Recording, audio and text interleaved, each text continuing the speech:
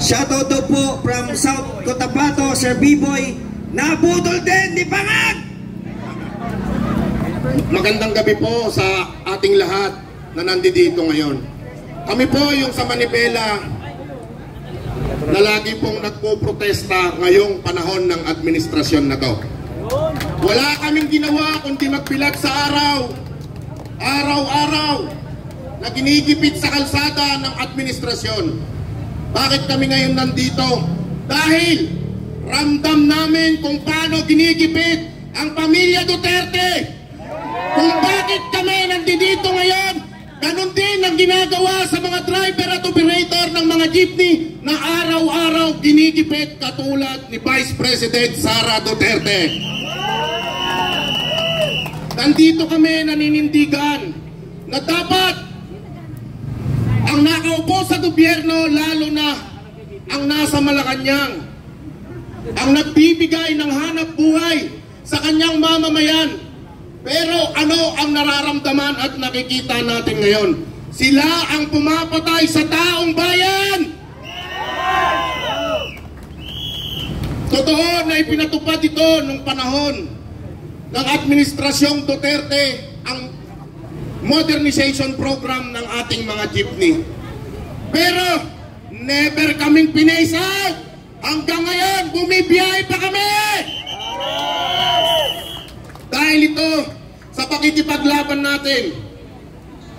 Noong panahon ng mga Duterte, hindi kami tinatanggal sa kalsada. May hanap buhay kami. Araw-araw kaming nakakabiyahe. Ngayon, wala na kaming mga prangkisa. Wala na kaming mga rehistro. Wala na, hindi na makapaghanap buhay ang mga driver.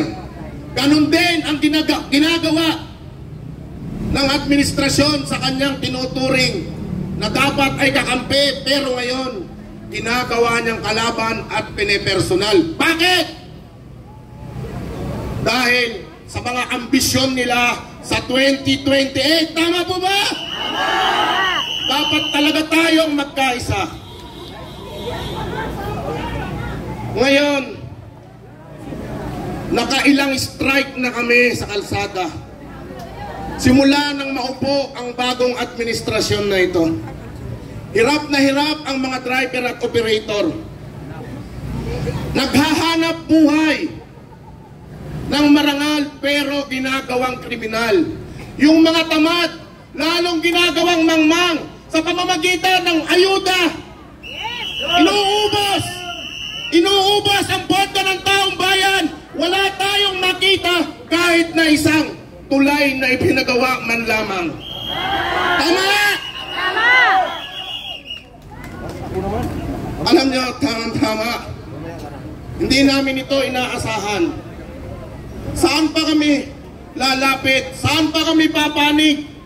Yung mga taong gusto kaming patayin, ganun din ang ginagawa sa ating Vice Presidente.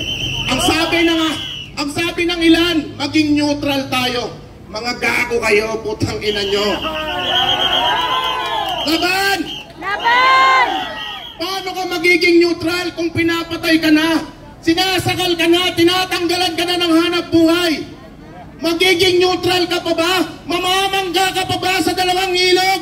Manindigan ka! Pilipino, manindigan ka! Hindi tayo Pilipino nang wala lang. Hindi tayo Pilipino na api-apihan lamang.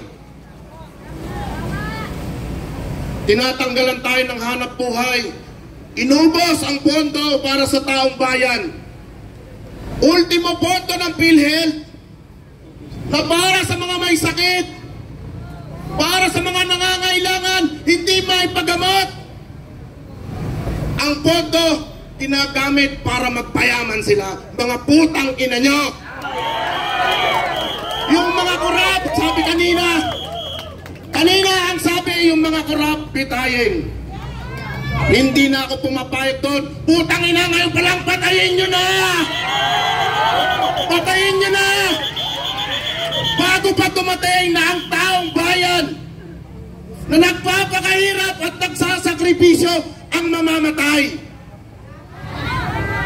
Dapat Huwag tayong matakot. Ipagtanggol natin ang ating kabuhayan. Ipagtanggol ang mga mamamayang Pilipinong lumalaban. Ipagtanggol ang totoong may malasakit. Katulad ng mga Duterte.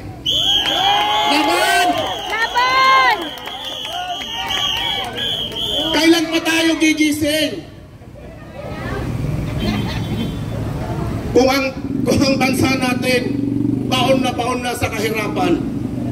Kailan pa tayo gigising kapag ang mga Pilipino ba ay hindi na makatayo?